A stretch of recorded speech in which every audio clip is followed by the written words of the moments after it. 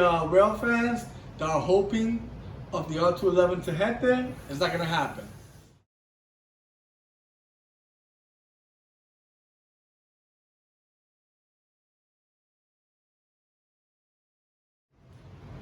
But yeah, I'm looking at these model trains. I mean, I've been getting a lot of people as well saying that the R211 have less capacity than the R160. Let's put it this way, folks. Both trains, including all the other empty cars like the R79 and the R43, all of them are 60-foot cars. And like I mentioned in my previous videos in the past, the difference between the R211 and the rest of the three empty cars is that the other three have the corner seats, right? But they have smaller doors compared to the R211. They have wider doors, but smaller windows because of the wider doors. The R160 in general and the rest of the empty cars, they have bigger windows and smaller doors. And they have the corner seats. Compared to the R211, they have no corner seats. And the reason why it's like that is because the MTA decided for that design because they were trying to fit more people into the car. So they felt that eliminating the corner seats would fit 10% more people. Now, a lot of people keep fighting back and forth saying that the R160 has more capacity, but really it doesn't, because think about it, they're both the same size. It's just that one has a wider door than the other. And it's better for people who have accessibility, people who are, disabled, are able to fit much better on an R211 compared to an R160. Because the wider doors, they're able to fit, with no problem. When it comes to the onboarding and boarding, the R211A has mastered that. I know people have been disagreeing about that, about the R211A or R211 in general not having capacity.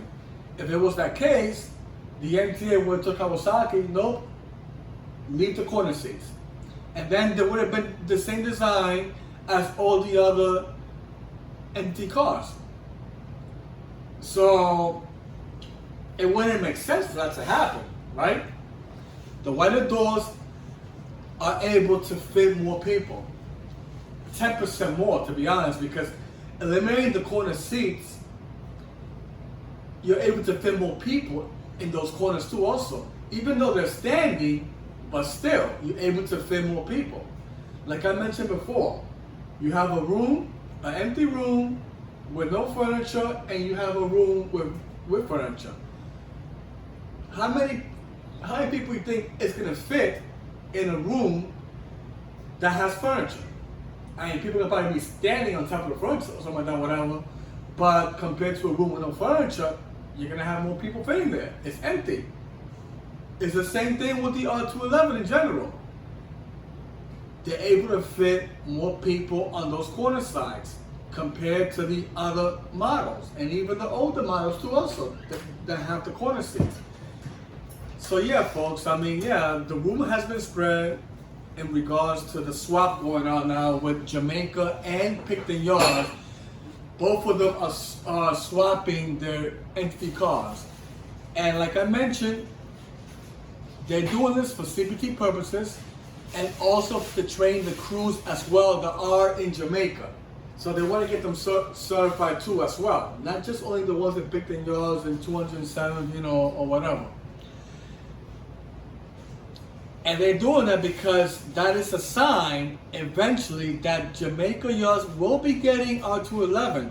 No matter how many of you think it's not going to happen. These are signs, folks. You need to read the signs. I mean, they're not going to just do this just for CPT purposes only. They're doing it for various reasons, okay? And remember, the ENF line in general have high ridership anyway. And they have CPT. So remember, they are part of the categories when it comes to the three categories like I mentioned in many of my videos. CPT, high ridership, and aging of cars. Which we know the ENF doesn't have aging of cars, but they have the other two. like I mentioned before, CBT and also high ridership. And that swap will be good because they're doing that for various testings, because there is a possibility, and we do know, that the ENF will be getting R211A. This is a sign, folks. You gotta look at the signs. They're not doing this only for the CPTC only. That's not the only reason. You gotta look at all the factors all around it. If they're doing that for the summer, there's a reason for it.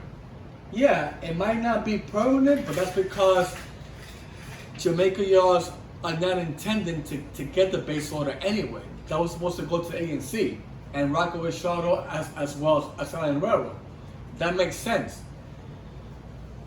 when it comes to those lines. But the ENF and R line in general, of course, they're not getting the R211 yet. But they will eventually when the option 1 order starts, which will be right after the base order in 2025. And that'll be the same year that they're gonna actually turn on the CPTC in 8th Avenue, which of course we know the E train goes there too also. And if you look at it this way, it makes sense for the E to get it too, just like the A and C and the F. All those lines are capable and qualified to have it. So the ones that disagree, especially when it comes to those B and D rail fans, that keep thinking like those trains are going there. Well, I don't want to disappoint you, but they're not going there. And especially now that the 6th Avenue line right now is on hold with CPT due to congestion pricing. We don't know when that's going to happen. So, sorry for those B and D rail fans that are hoping of the R211 to head there. It's not going to happen.